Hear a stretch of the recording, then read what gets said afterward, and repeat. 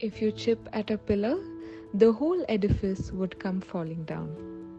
Traditional society actually believes that every law, every nuance of the law, every commandment is extremely important. That if you break one commandment, you're breaking them all. Of course, it's actually true that if you chip at one column in the entire building, even if just one column is down, the entire building will fall.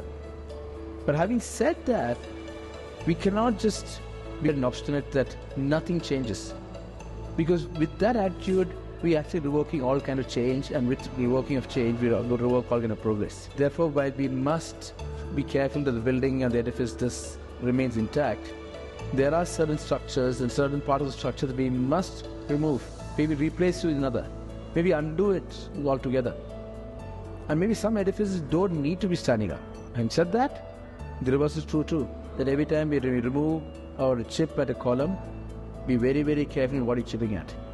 Be very, very careful that it's not holding up the entire building, that what it's holding up is too important to be revoked. While in our rush to embrace modernism, it is prudent for us to realize that sometimes more than replacement, renovation is probably better.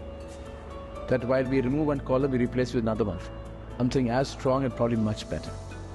In that way, the building does not fall. There is continuity, there is stability, there is durability. And then we will be in a much better place than when we started off. We don't necessarily need to retain everything of the past.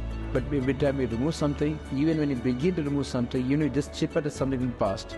Be very, very careful that you're not bringing all of society down, that all of culture down, all of morality down, all of ethics down, all of values down. Because without that, if the building falls, we no longer get shelter or security or protection or provisions. So guys, we must embrace the future and remember that the future is built on the foundation of the past.